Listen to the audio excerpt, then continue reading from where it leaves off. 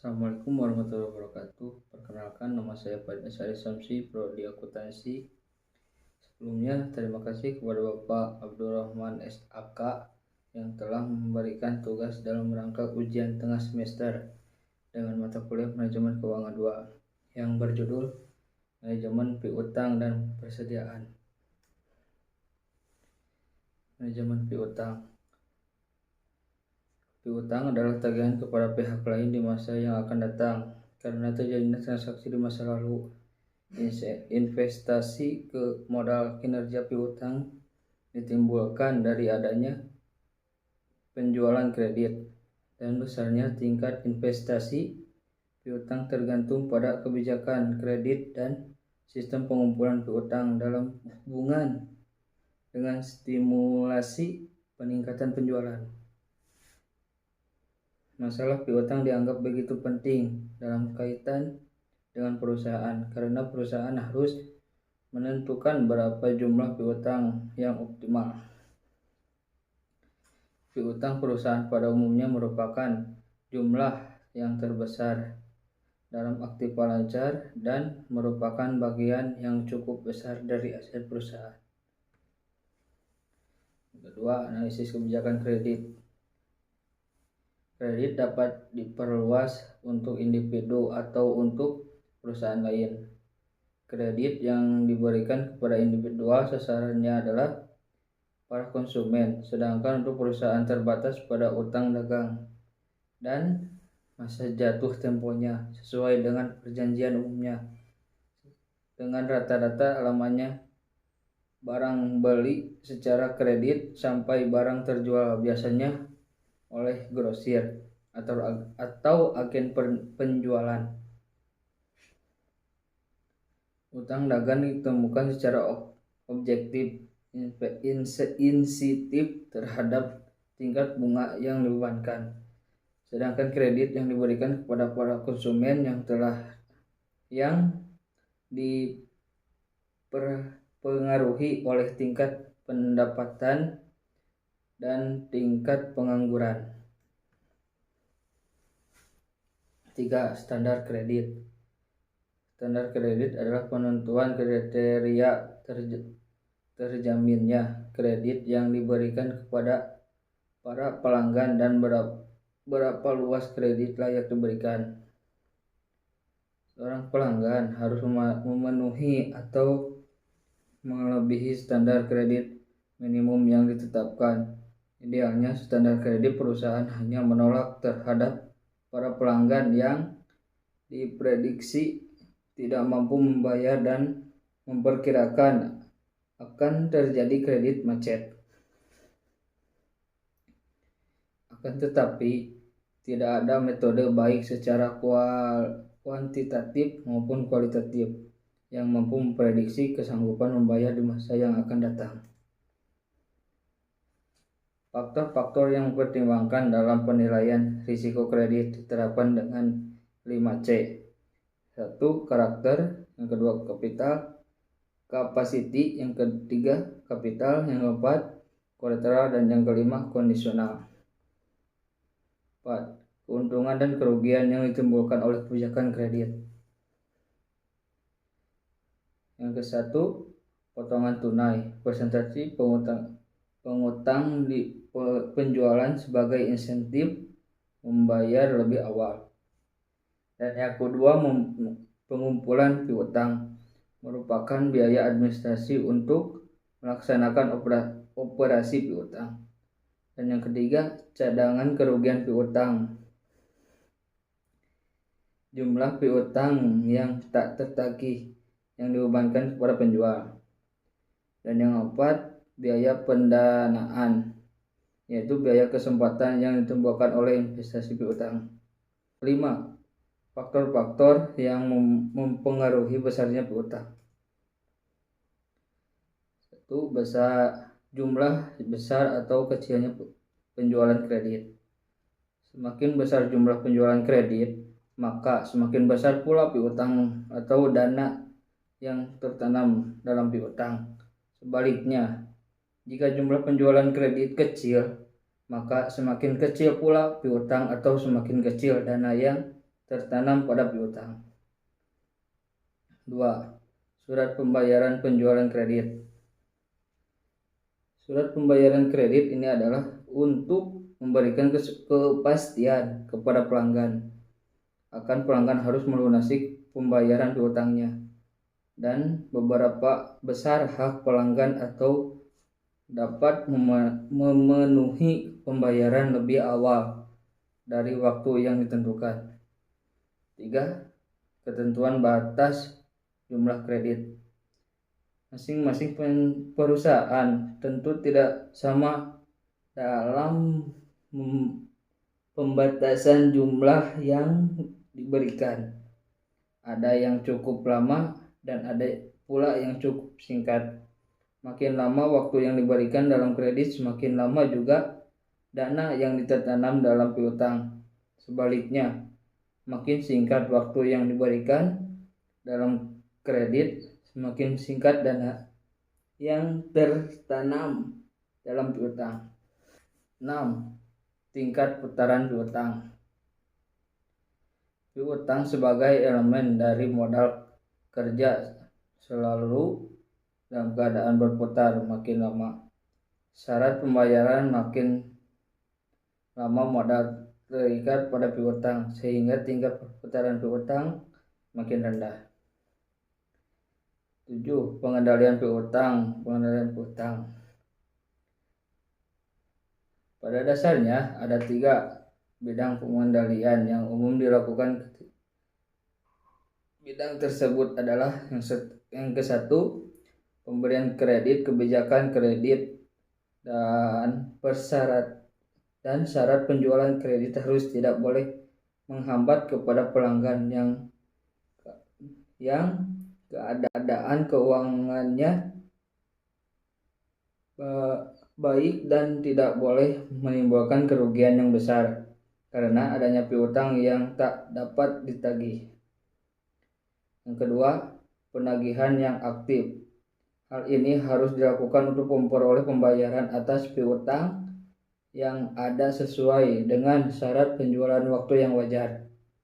Yang ketiga, penyelenggaraan administrasi. Piutang yang baik, administrasi piutang harus baik karena agar dapat menjamin bahwa pengendalian piutang telah efektif. Manajemen persediaan. Yang ke-1, pengertian persediaan. Pengertian persediaan atau inventory merupakan salah satu aktiva lancar yang jumlahnya cukup besar dan selalu berputar secara terus-menerus serta mengalami perubahan yang suatu perusahaan sehingga memerlukan perhatian yang serius dalam mengembangkan teknik-teknik pengendalian untuk memelihara saldo persediaan yang cukup dengan biaya yang kecil-kecilnya. Yang kedua, tujuan manajemen persediaan. Ada 6. Yang ke-1, menekan investasi modal dalam persediaan pada suatu tingkat yang minimal. Yang kedua, mengurangi pemborosan biaya yang timbul dari penyelenggaraan persediaan yang berlebihan, kerusakan, penyimpangan, kekunoan, dan pajak serta asuransi persediaan. Dan yang ketiga, mengurangi risiko kecurangan, kehilangan, dan risiko karena kerugian akibat penurunan harga. Yang keempat, mengurangi investasi dalam fasilitas dan peralatan pergudangan. Yang kelima, mengurangi biaya mengadakan fisik persediaan. Yang keenam, mengurangi risiko penundaan produksi dengan cara selalu menyediakan bahan-bahan yang diperlukan. 3. Faktor-faktor mendukung kesuksesnya manajemen persediaan. Yang ke-1, adanya penerapan penanggung jawab dan kewenangan fungsional secara tegas sehubungan dengan persediaan, misalnya adanya penetapan fungsi perencanaan, penerimaan, penyimpangan, penggunaan serta pencatatan. Yang kedua, adanya kebijakan-kebijakan yang telah dirumuskan dengan baik Misalnya jumlah persediaan yang harus ada, barang yang harus dibeli, spesifikasi dan unsur suatu barang yang dapat digunakan, dan sebagainya. Yang ketiga, adanya personal yang cakap dalam tugas guna melaksanakan kebijakan persediaan yang telah ditetapkan. Yang keempat, adanya sistem informasi persediaan yang selalu dapat menyajikan posisi persediaan setiap saat. Yang keempat, model pengendalian persediaan. Biaya persediaan dapat diminimumkan dengan memiliki jumlah pesanan yang optimal, yang kadang-kadang disebut jumlah pesanan ekonomis. Untuk menetapkan yang optimal dilakukan cara menemukan fungsi total yang diekspresikan sebagai berikut. Yang ke-1, kuantitas barang yang dipesan dimaksimalkan. Dengan demikian, kuantitas barang yang dimiliki berkisar antara 0 sampai sehingga rata-rata. Yang kedua, biaya simpan per unit. Yang ketiga, kebutuhan barang per periode. Yang keempat, biaya setiap kali pesan. Yang kelima, total biaya pemesanan per periode. Yang 5, economic order quality merupakan volume atau jumlah pembelian yang paling ekonomis untuk dilaksanakan dalam setiap kali pembelian bahan mentah. 3, jenis biaya yang berkaitan dengan persediaan yang harus dipertimbangkan dalam menentukan persediaan yang optimal. Ketiga jenis tersebut adalah biaya pesan, biaya simpan, dan biaya kehabisan bahan. Biaya pesan adalah semua biaya yang ditimbulkan sebagai akibat pemesanan. Biaya itu meliputi biaya sejak dilakukan pemesanan hingga pemesanan itu sampai di gudang, seperti biaya persiapan, penerimaan, pengecekan, penimbangan, dan biaya lainnya, sehingga persediaan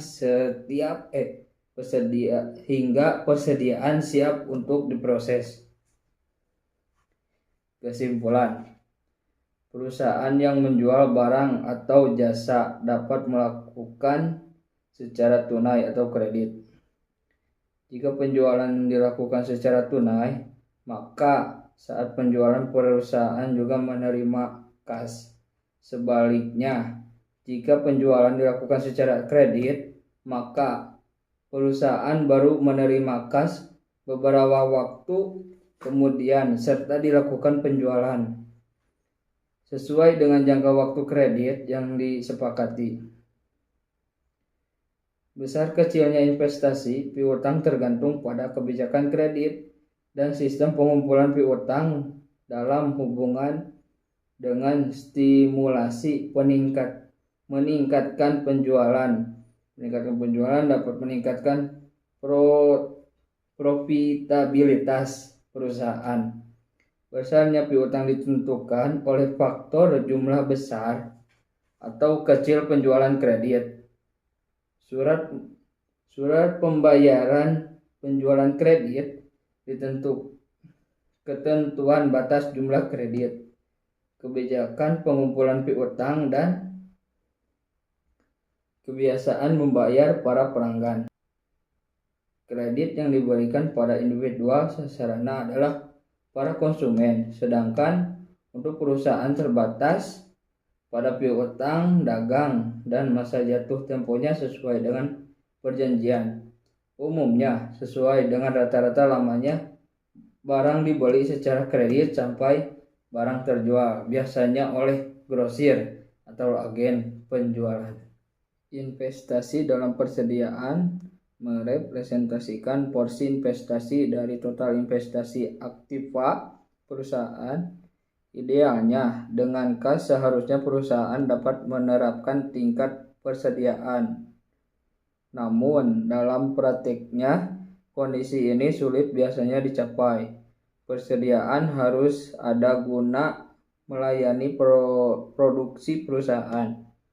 Jumlah persediaan yang signifikan dapat mendorong proses produksi dalam bentuk produksi setengah jadi. Tujuan manajemen persediaan adalah menaikkan investasi modal dalam persediaan pada suatu tingkat yang minimal, mengurangi investasi dalam fasilitas dan peralatan penggunaan, mengurangi biaya mengadakan opname fisik persediaan, dan mengurangi risiko penundaan produksi dengan cara selalu menyediakan bahan-bahan yang diperlukan. EOQ adalah volume atau jumlah pembelian yang paling ekonomis untuk dilaksanakan dalam setiap kali pembelian bahan mentah. Dalam metode EOQ, biaya persediaan yang dipertimbangkan adalah biaya pesan, biaya simpan, dan biaya kehabisan bahan. Model EOQ merupakan salah satu model persediaan yang hanya bisa diterapkan dalam kondisi yang pasti. Terima kasih. Cukup sekian presentasi dari saya. Mohon maaf bila ada kesalahan. Assalamualaikum warahmatullahi wabarakatuh.